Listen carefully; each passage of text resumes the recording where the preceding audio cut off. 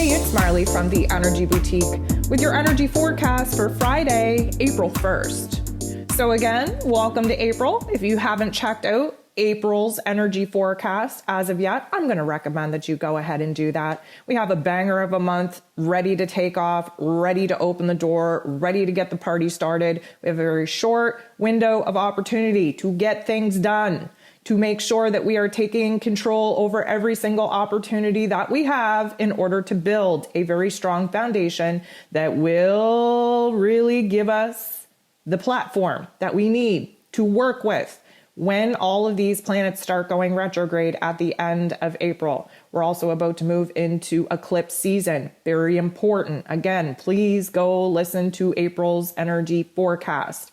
We're coming into the very first day of April, into this brand new month, into this brand new life lesson, into this brand new opportunity with a brand new moon. This is the new moon in Aries. This is essentially what kicks off the brand new astrological calendar that we're in, this brand new Aries energy, this fresh start, this new direction, this clarity, this passion, this spark, this fire. It's a very big deal. If you haven't downloaded your moon guide, I'm going to recommend you go do that. There are 11 different aspects taking place here today. 8 of them involve the moon. So at 1:25 a.m., we have the moon conjunct the sun. This is what gives us our new moon in Aries. Yes, it's been a tough week. Yes, we've been sitting with our shadow self. Yes, that's what we need to do in order to realize what it is that we need to initiate from here. What do we need to build from here? What it is that we're passionate about? What do we desire? Where do we have to cut the cord from the past? Let bygones be bygones and literally put the blinders on in order for us to dig deep, to get to work, to do what it is that we have to do in this very short amount of time in order to start fresh, in order to initiate new beginnings of all kinds. So the moon bumping into the sun is what gives us our new moon energy. It is direct at 1:25 a.m., technically 1:26, but anyways, that's when it starts, that's when it peaks, that's when it will be at its most potent energy. This is an illumination of the past, of the future, and what leaves us is this very beautiful present moment where we get to orient our mind, our heart space, our energy, our actions with what it is that our heart, our soul is now inspiring us to pursue. The moon goes ahead and conjuncts Chiron. Again, download your moon guide. You will know that Chiron is a major contributing factor under this new moon energy. Chiron is the wounded healer, and being conjunct, sitting next to, teaming up with Chiron, the wounded healer, is definitely going to shift us out of the pain and suffering, out of the life lessons, the karmic contracts that have been very heavy, very weighted on our heart, on our head. As of, I'm not even going to say the past month because it's actually been longer than that, but they've definitely come to a head. We all went through a collective dark night of the soul in Pisces season. This is almost like a huge fast forward in the healing work, processing it in our heart space, in our head space, in our spirit, in our karma that needs to be done so that we can essentially leave that behind us, use that as a motivating factor for us to do better, for us to be better, but very much focus on the future. The moon is going to bump into Uranus in not the nicest way. This is likely going to cluster off a lot of the plans that you had for yourself today. This is likely going to throw an emotional wrench into the heart space. This is going to throw a curveball into your mental narrative. This is a shift in perspective. And because the new moon energy is so potent, because we're in a brand new month with a brand new life lesson, there is a lot of pressure in our heads, in our heart space, because we want everything to have changed as of yesterday. This fire energy is no joke. We haven't had this fire energy in a very long time, and a lot of it came at us at a very, very quick, intense time. So we're feeling that jolt in our heart space, in our head space, in our soul, and in our physical body, in our physical realms. We have the want, need, and desire to change and transform everything yesterday. We want to break free sooner than later because it's been a very, very long, hard go. Mercury, though, is going to bump into Pluto in a positive way. So this really suggests that we are pushing through some of the mental blockages, some of the mental challenges that we've had. We're wrapping our head around new epiphanies, new realizations, especially on the spiritual front. This Plutonian energy is very deep rooted in the psyche. And of course, we have to change something in our perception and our mental plane, in our psyche, before we can change our thoughts, change our feelings. And of course, our head and our heart needs to be on the same page in order for us to activate our physical bodies to go ahead and take an action that will mirror back our wants, needs, and desires that we've concluded we want, we need, we desire in our inner realm. Mercury goes ahead and semi-squares Venus though. So here's the thing. Mercury, very headstrong, very direct, very blunt. Venus would prefer not to be that way. She's also not in her strongest energy. She's in Aquarius energy. She's off. She's independent. She's trying to find freedom. She's trying to clear her head. She's trying to detach from the personal relationships that are so emotional that it gets her clouded in her judgment and constantly puts her at a deficit, a disadvantage with advocating for herself. Mercury and Venus come together and it's like, okay, so we're making some changes here. We know that we have to come up with some decisions, some choice points. Mercury in Aries is very aggressive. We feel like we have to make a decision. We feel like we have to make a choice so that we can move on. One of the downsides, again, please go listen to the astro forecast if you haven't already, is that we tend to want to make a decision just for the sake of making a decision. We tend to act in haste. We tend to jump into making a decision that we should have taken more time to consider. Venus, of course, the goddess of love and beauty and worth and value, she's been making some strides trying to advocate for herself and implement some boundaries in order to protect herself. Isn't working out so well for her. And again, this is a testament to see who it is that should be standing beside you and who it is that should have never stood beside you. Because when you go ahead and you start advocating for yourself, you start asking people to meet you where it is that you're at, because you need to put yourself first, because you're tired of being hurt. You're tired of the pain. You're tired of suffering. You're tired of taking a co-starring role in the role that should be you, because this is your life. We are feeling a little bit rejected. We're feeling a little bit abandoned. We're feeling scared for those elements. If we haven't taken action in our physical realms yet to ask and request more of the people that we're sharing ourselves with, and Mercury kind of semi-squaring with Venus at this time, we're kind of at odds. We're kind of at odds with what it is that we emotionally want, need, and desire, because Mercury in Aries has now cut the cord with a lot of those ego attachments that we don't even care about anymore. Mercury in Aries just wants us to try something new, to take the leadership role, to be, divinely inspired and passionate enough to start something new, to start something fresh and experiment with what that could possibly lead into. Whereas Venus, she's not so sure. She's cold. She's detached.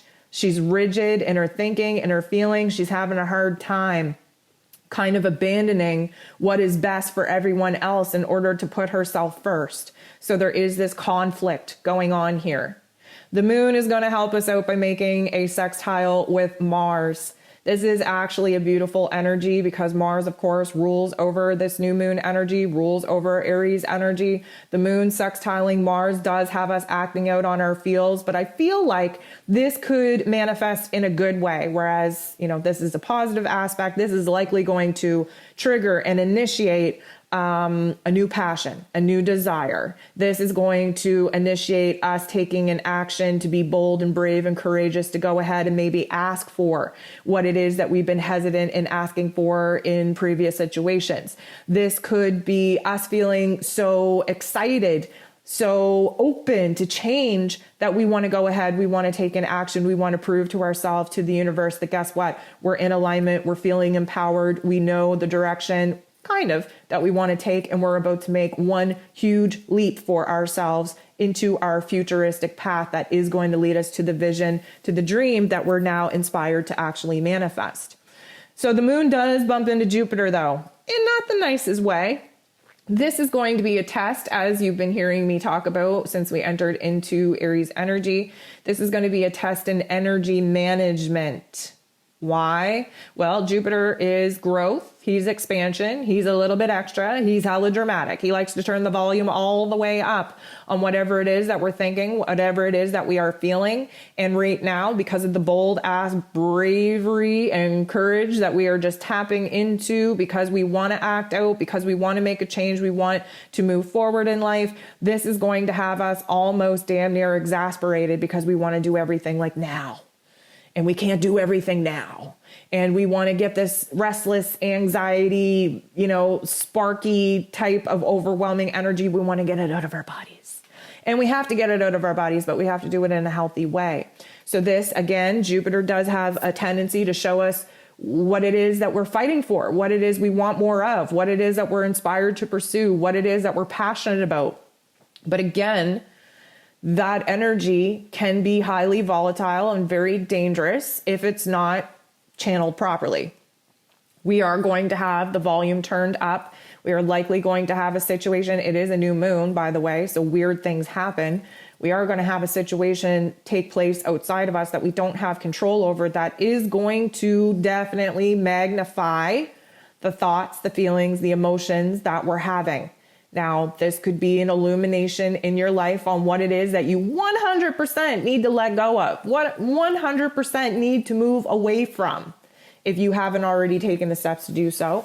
Or this could be an indication on what it is that you want more of in order to continuously add fuel to the fire to keep you highly motivated and inspired, to keep this frame of mind, to keep this, energy, I guess, up in order for you to continue forward, making the changes in your physical realm according to the changes that have already taken place in your inner realm. This is like a constant reminder of what it is that you're fighting for, what it is that you're inspired to pursue, the new mission, the new purpose, the new downloads, the new dreams, the new visions that you are just so freaking happy to have, the direction, the clarity to have, that you need to stay motivated. You need to remind yourself of why it is that you need to make these changes and what it is that it could actually mean for you when you bring these changes to life, when you manifest them in your physical reality. The moon is going to sextile Saturn. This is a beautiful energy. This is karma at play. This is locking our vibration and frequency into a timeline, into a storyline that is very much in alignment with the dreams, with the visions that we're now being inspired and motivated to pursue. We have Saturn, the Lord of Karma, locking this in, saying to us, yes, we're bossing up. Yes, we're taking control over our emotions. Yes, we're being accountable for our actions. Yes, we are focused on what it is that we need to build in our lives as far as routines and relationships go, so that we can bridge the gap from where it is that we're at, where we're unsatisfied, where it is that we're unaligned with the right people, places, and things, in order to, again, build that bridge to get us to where it is that we desire to be. The sun conjuncts Chiron. Again, Chiron, huge key factor in this new moon energy. This is a healing vibe like no other. And this particular aspect is healing our will, our identity, our self-determination to stop at nothing, to get what it is that we want, we need, we desire. Chiron, although the wounded healer, also carries the wisdom on how it is that we're going to heal those wounds. Now the sun is illuminating, shining a bright light on the growth, on the spiritual understanding, on the transformation that has already taken place inside of us. This is us mustering up the courage and the bravery. This is us fully realizing that it is up to us to take control over our lives. It is up to us to understand the consequences of our actions. It is up to us to heal the wounds of the past. And it is up to us to celebrate the energy in healing that we have already done. This is going to definitely make us feel different. This is going to make us feel like we are a brand new, renewed source of energy. We have a self-determination now that we didn't even have 2 days ago. There is a lot more clarity coming in. There's a lot more empowerment coming in. And this particular aspect is really going to drive that home. The moon wraps up the day with a little bit of a bump. First of all, not a bad bump, but a bump. The moon bumps into the true note. So we are reworking some things from our past, from our perspective, from our understanding. We are re-editing, revising some of the plans that we thought we had for ourselves. We are kind of just sitting in a moment of reflection, recognizing where our emotional state has changed, where our mental perspective has changed, where wants, needs, and desires have now been illuminated to us, mostly by showing us what it is we no longer want. And therefore, we have some thinking to do. Now, thinking isn't the strong suit in all this fire energy, because again, we would rather make a decision and come to a choice point just for the sake of getting it over with so that we can move on. We cannot do things on an impulse right now. We have to be thinking long term. That's what this true node is showing us. Like, maybe the plans that we had were only constructed to get us out of this funk. Maybe it was only a 6-year plan. Or a 6-month plan, sorry. Maybe it was only a 1-year plan. We should be thinking 6 to 12 years. That we should be thinking that. Even though time is not linear, you have to be thinking about that so that you open up the timelines, the spiritual timelines, the life lessons that you can jump into, that you can fast forward into. Sometimes you need to have an end goal vision in order to start manifesting that in the here and now. Is it going to take 6 to 12 years? Hopefully not. But you have to understand that we are human beings. We do live in a physical realm, and it would be ideal for us to have a plan together in those increments, in those timely, linear fashions, so that we can feel good about what it is that we're working towards. Because the minute that you feel good and you kind of attach those feel-good vibes, those emotions with that dream and that vision, that's how you manifest. That's how you jump timelines. That's how you can speed this process up. So on a human sense, we got to get our shit together. We got to get a plan together. On a spiritual sense, we got to do the human work necessary in order to open those timelines up in the energetic field for us to jump into. This is a new moon. This is new beginnings, new initiation, new experience, new soul contracts, new past, new timelines, new everything. And it requires a brand new you. And that brand new you is being activated and empowered under this new moon energy.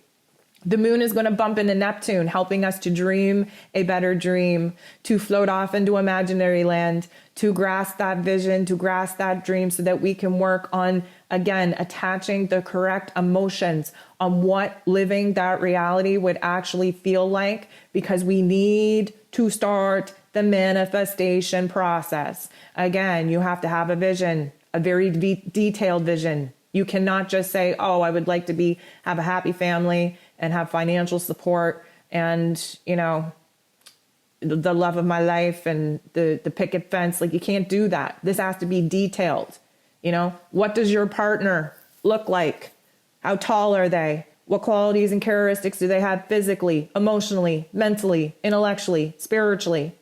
Where are you living? What does that look like? And make it be realistic. Because if you're off in la la land creating a timeline that is so freaking far away from the timeline that you're living, you're just creating disappointment for yourself. You have to be realistic. And I'm not going to say don't shoot for the stars, but I am going to say do it in a realistic fashion so that you can manifest that situation, be in it, be grateful for it, show gratitude to the powers that you actually have to manifest these situations, and then you can manifest the next level to that situation. This is not an all or nothing. This is not a one wish situation. This is not like you only get one chance to manifest a life, a reality, a dream, a vision for yourself, and then you get in it and that's it. No, you cannot be broke wishing for billions of dollars. That's an unrealistic manifestation task. You will be disappointed. Start small, start realistically, and then build your dream up from there. So there's a lot to consider under this new moon energy. There's a lot to focus on. There's a lot to activate. But guess what? We have exactly all the tools, all the resources, all the magic, all the wisdom within us to do just that.